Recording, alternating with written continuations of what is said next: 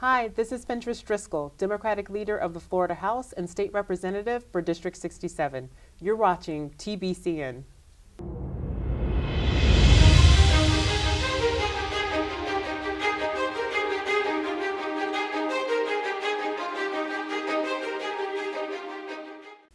Welcome to Talk to Your Government. I'm your host, Becky Yettaw. Today we're honored to welcome Florida State Representative Fentrice Driskell, Minority Leader of the Florida House and a fearless advocate for justice, equity, and common sense policy. A Harvard and Georgetown law alum, Leader Driskell has been instrumental in advancing bipartisan efforts from police accountability to historic preservation, while standing firm on issues like healthcare access and property rights under pressure. Please join me in welcoming Representative Fentrice Driskell. Welcome, Leader Driskell. Thank you. I wanted to talk to you about your role as leader of the Democratic Party. And you're basically the chief organizer, strategist, and voice of the Democratic Party in the Florida House. How's that? It's been an incredible opportunity. So I was a kid who loved student government. I was in student government in high school and in college, even the Student Bar Association in law school. And so leadership is something that's been a part of my life since I was at a young age. But being able to lead in this legislative capacity has been phenomenal because, yes, I get to represent my district, District 67, which is much of North Tampa, North Hillsborough County. But I also get to set a strategic vision for how our caucus is going to operate. And that touches every part of the state. So it's been incredible. And as leader, you wear two hats. The first 2 years, you actually are the leader designate. And you get to help with political campaigns and candidate recruitment and really trying to improve Democratic numbers in the Florida House. And then for the other 2 years, you are the leader. You are the one who helps to set the agenda and the platform and the strategies, and it's been amazing. I'm actually the first Black woman to lead either party in the Florida House, and I'm the first minority leader in 30 years to serve in this capacity twice. And it's minority leader because Democrats are in the minority. So it's been an incredible opportunity. It has grown me and stretched me and taught me new things about myself and the state and other people. It's just been a really phenomenal opportunity.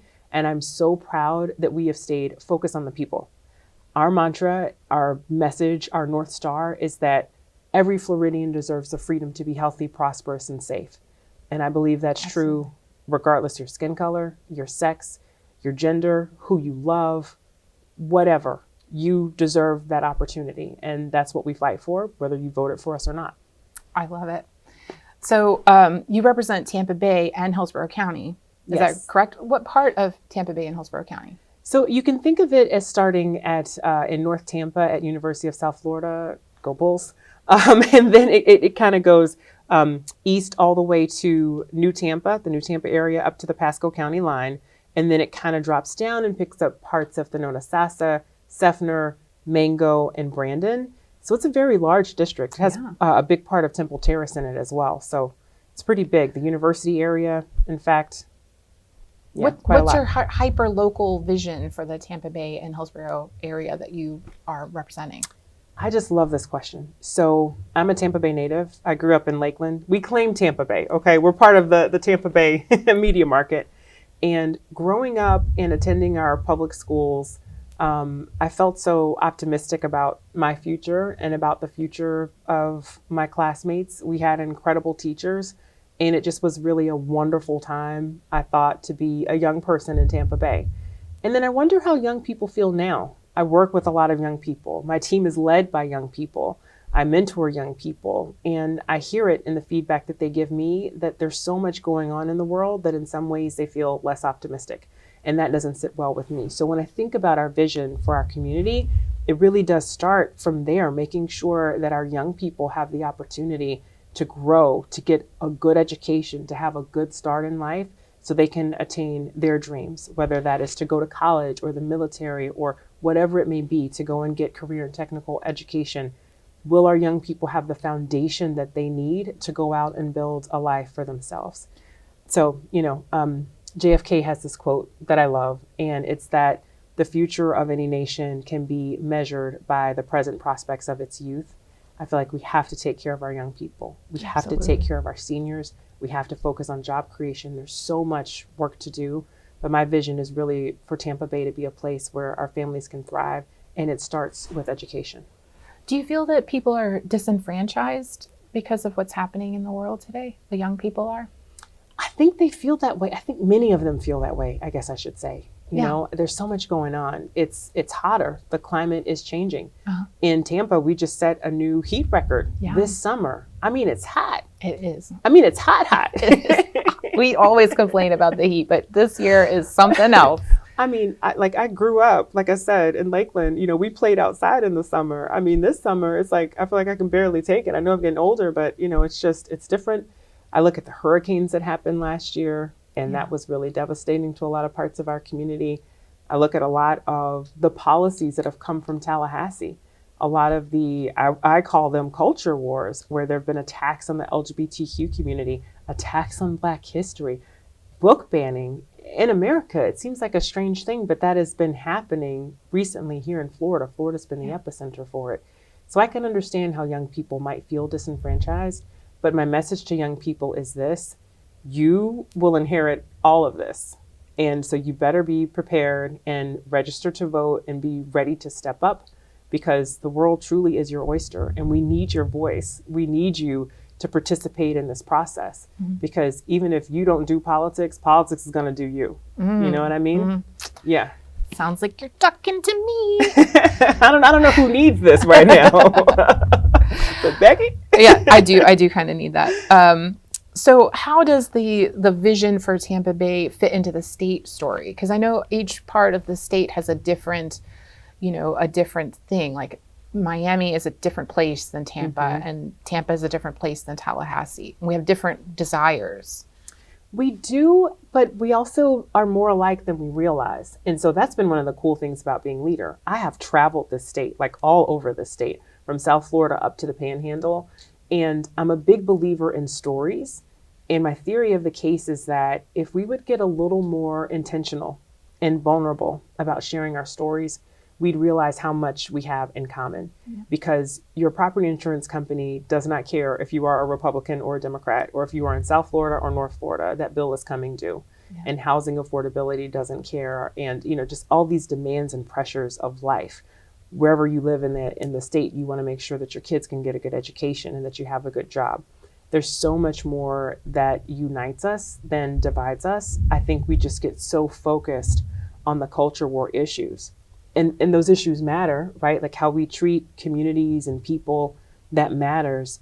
And yet we also have an affordability crisis. And so can we really talk about how these things are impacting us so that we can move forward, maybe as a new coalition, as a collective, to speak with one voice and say, hey, we want you to fix this now. Please work on this property insurance crisis and pass some legislation that's going to give people relief. Please invest more in affordable housing, because it's not okay that my kid just graduated from college and can't afford a place to live. Exactly. So what is the party doing about soaring property insurance rates and housing affordability and the economic vulnerabilities that happened after these last two hurricanes that really hit our state very hard? Yeah, let's start with property insurance. So if we wind the clock back a couple of years to 2023, there was a special session on property insurance. And during that special session, you may recall that there was legislation put forward that resulted in effectively a $3 billion bailout to the property insurance industry. $3 billion. Billion with a B. The challenge that my caucus and I had with that, and by the way, every member of my caucus voted against that, was that, of course, we want to have a healthy property insurance market. You need more companies engaging in the state, in the market, so that rates can be competitive, and that helps to drive rates down. But the problem was the solution was so one-sided. It provided no relief for homeowners, didn't really resonate with homeowners, didn't care about how Florida has the highest property insurance rates in the country. So we voted against that, and we put forward our own plan to keep property insurance affordable, accessible, and accountable. I think accountability is huge. There was reporting recently in the Tampa Bay Times about property insurance companies that were crying broke, saying they didn't have any money, but it was because they were offloading profits to their subsidiaries or affiliates, and it only made them look like they didn't have any money. Well, that's not fair, right? Like you and I can't do that. So I think it starts with accountability. And then from there, I think it's focused on solutions that actually take homeowners into account in realizing the rates that we have to pay. And then with respect to what happened with last year's hurricanes and the flooding, it was devastating. So much of the community was flooded. I've represented the university area for quite a while, as I mentioned to you. Part of that area, my district changed because of redistricting, not to get into the weeds, but I still care about the area and went and visited after the hurricanes. It was devastated, so much flooding. We literally were helping people clean out their homes, serving meals to the community. My team and I traveled across the Bay and visited 2 districts over in St. Pete and helped with cleanups and delivering supplies to the people. It was awful. In terms of what the legislature can do to help, we need to be investing in resiliency projects. If you look at the budget that passed, because those hurricanes were in 2024, so it would have been the budget that passed the 2024 legislative session, and look at the veto list. The governor has the ability literally to take his veto pen and to veto particular projects, meaning that he's defunding them. He's saying that these won't go forward. There were dozens of water projects and resiliency projects that he vetoed, including many right here in Tampa Bay. And I just can't help but wonder if that funding had been allowed to go through, if those projects had been brought to fruition, maybe we could have mitigated some of the devastation that happened in those hurricanes. So again, hurricanes don't care if you're a Republican or Democrat or whoever you are. So we need to work harder as a legislature, I think, to stand up to the governor and to find other ways to make sure that these projects are going through, because our future depends on it. Our resiliency depends on it. What can we do to talk about that more? What can we do to say or to demand that we deserve to have some help when we get hit by hurricanes? Because it's just, we live in Florida, we know this is going to happen. Right. So that raises such a great question, which is that I think people would be surprised to know just how accessible their elected officials can be. Before I came here for this interview, I was having a meeting with a constituent in my office, and that constituent literally sent an email and said, hey, I'd like to talk to the representative about XYZ. We coordinated calendars and found time. We are a part-time legislature, technically. Nothing about this job feels part-time, but we're in session for 60 days. We are in Tallahassee, let's say roughly 5 to 6 months out of the year. And beyond that, we're back in the community doing work, but many of us have jobs. Like I mentioned to you that I am an attorney. So sometimes it might be that my legislative staff takes the meeting and then they report back to me. But whether you're meeting with my staff or you're meeting with me, we always want to hear your concerns. So for anyone out there who is thinking, yeah, I want to be heard about this, I hope that you will take the time to call your representative, maybe set up a meeting with them, or call your state senator. Let them know how you feel and what's on your mind. It only takes a few minutes. And if you'd like to move forward with having a meeting, that's always welcome too. But we really do need to hear from constituents so that we have our finger on the pulse of what the community wants. I remember when I was growing up that was a thing that people used to do. They used to talk to their government. And that's why we made this show, Talk to Your Government, because we wanted to kind of bring that back. And we'd love to see young people feeling like they can do that, like they can reach out and talk to people, because it feels often like things are happening and they're out of our control. But it's nice to know that some people care enough to listen to the people. Can I mention an example and uplift our young please. people? So there was a proposal in the budget this year that would have cut funding for advanced placement courses, would have cut funding for IB programs, International Baccalaureate, and would have cut funding for certain certifications that our young people can graduate high school with that let them go right into a good job after high school. I thought it was a very dangerous proposal, and my caucus opposed it. But what truly made the difference was that young people started coming to committee hearings where this legislation was being considered, and they started testifying. And they were asking the lawmakers on the committee, including me, like, please don't do this. It would devastate my chances. It would devastate my educational prospects. Parents got involved, teachers got involved, and there was so much noise around the proposal that eventually it was taken out of the budget. And so our young people, that was a huge win for them. And so, yes, we need young voices. We need all community voices to come together and really let us know what they think about the legislation when it's considered. That's amazing. So how are you able to work across the aisle when you're dealing with the supermajority, trying to make them have a compromise with you? Yeah, you have to build relationships. You have to build relationships. So much in life is relationships. I think whatever your profession is, no man is an island, no woman, no person is an island. You have to be able to work with others to get big things done. The other thing I've learned in politics, and I wish we could all take this to heart, is to not make things so personal. You never truly know another person's intentions. You never really know what's in their mind. It's hard to know what's in their heart. You can see the impact of the thing that they do and certainly talk about that. But I found if you pull back and focus on the policy rather than the personal, then that keeps it at a professional and more respectful level. So then when you go back to that relationship and say, hey, I could use help with this thing, or I have this great idea that might help you, there's a foundational basis that hasn't been eroded by the personal attacks. So that's what's helped me. I'm proud that I have a number of bills actually that passed unanimously in the Florida legislature, even in the toughest of times, even though we've always been in the minority since I've served, and in the super minority for about half of it. I wanted to ask you about those. You want to tell me about those? Sure, absolutely. Yeah. So one of the first bills that I got passed, it was I love it, but it was like so super obscure, and it had to do with this like very technical aspect of the law and decedents' estates, but it was my first bill and we were so proud of it. I got a bill passed actually that helps people when they're going through divorce to protect their assets when they go through bankruptcy, because we know that divorce can be a really troubling time for families and it can lead to a lot of financial havoc. We were really proud of that. In 2021, I got a police reform bill passed, actually worked with the sheriffs and police organizations all across the state, worked with Republicans, worked with Democrats, worked with community organizations to develop a piece of legislation that created the first duty in the state of Florida that if an officer witnesses one of their colleagues engaging in behavior that appears to be excessive force, they have a duty to intervene. It does many other great things for training, but that's one of the highlights. And then we passed legislation also that helps efforts with abandoned Black cemeteries. And indeed, abandoned cemeteries all across all communities, but it started out with reporting by the Tampa Bay Times, Paul Guzzo, and he, through his reporting, found the old Zion Cemetery, which is here in Tampa. Unfortunately, the Tampa Housing Authority built over it.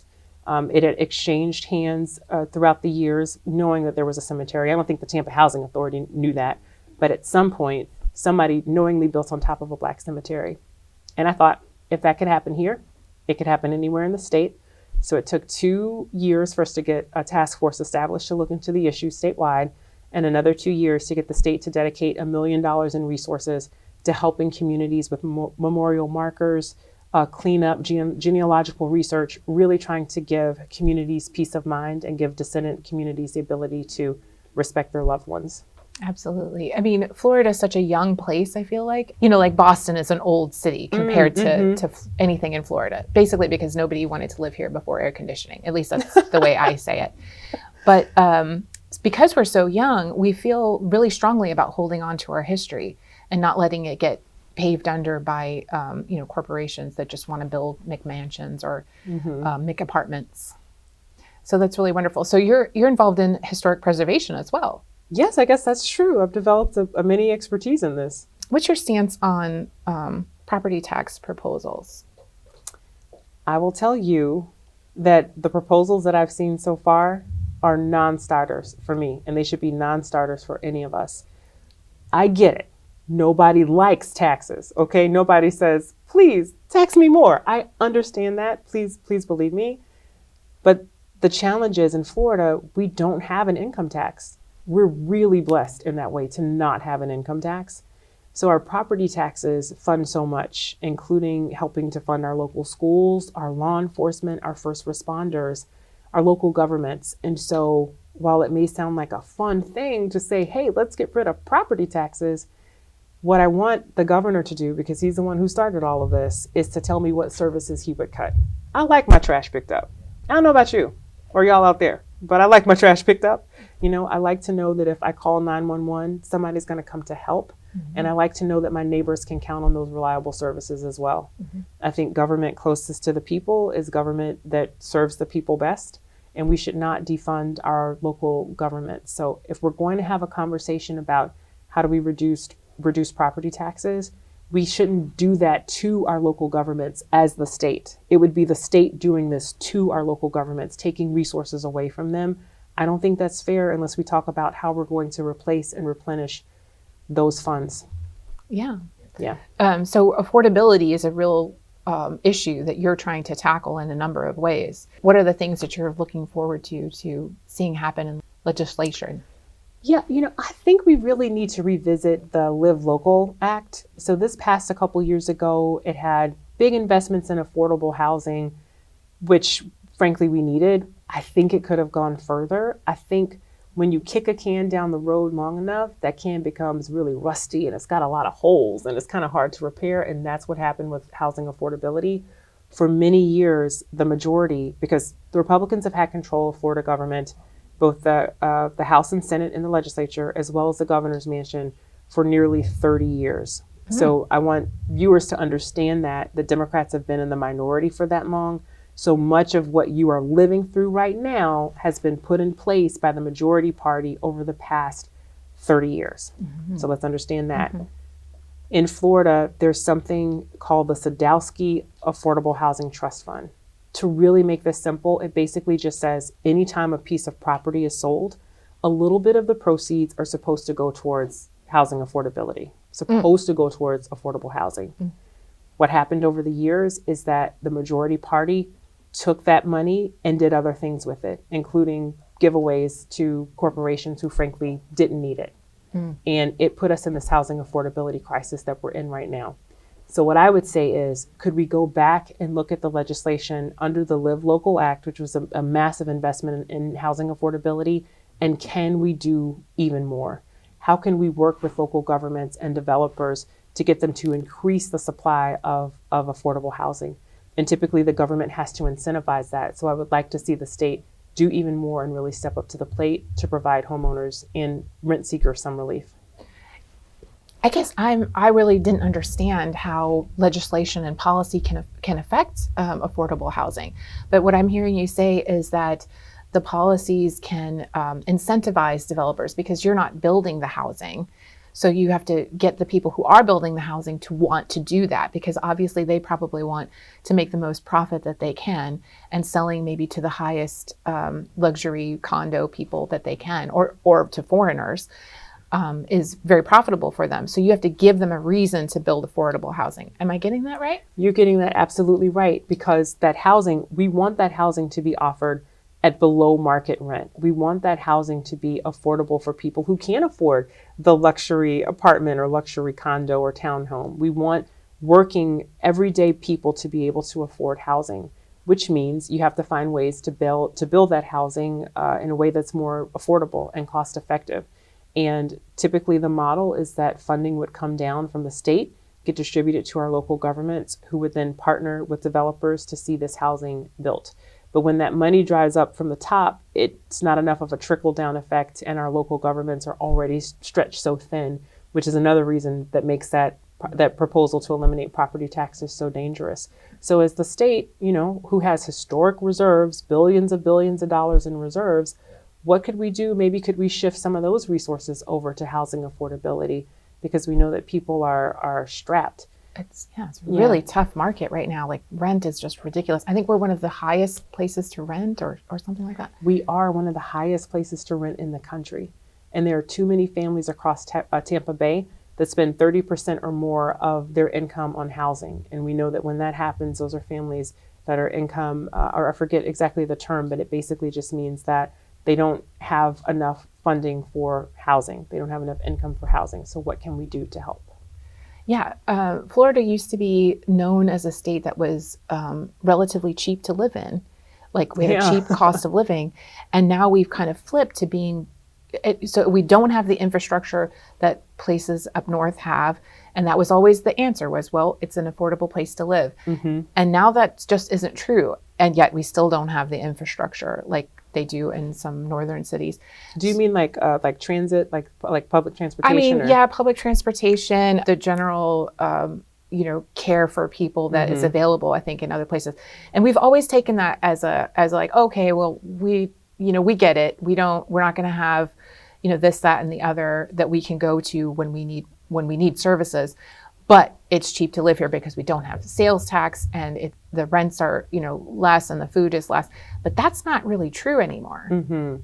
So, it's very interesting that that's been the story so far. So what can we do to talk about the story that is that you would like to talk about to change this? Because as you said, it's been a majority Republican party for 30 years. So what we're seeing is the result of the policies that the Republicans have put into place. Am I getting that right? That's right. And what could a story look like that would be different if we had a Democratic majority, let's say?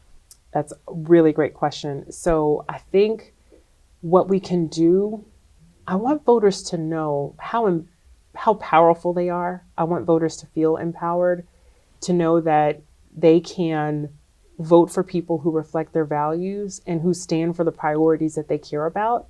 And so maybe think about that. If housing affordability is a priority for you, maybe you might want to have a look at candidates who are not necessarily in your party. Like just do your homework.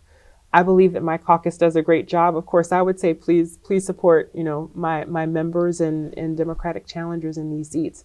But even more than party, it's about values. And so if you value housing affordability, if you value lower property insurance costs, if you value investments in public education, you have to start looking at how people have voted and the things that they stand for, and vote for candidates who reflect your values.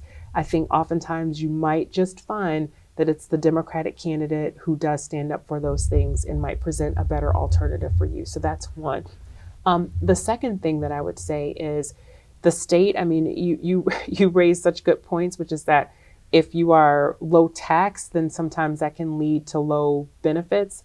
But we always understood that that was the trade-off because it was not so expensive to live here. And like you mentioned, that is not the case. And then on top of that, I get concerned that some of our rural areas are being left behind.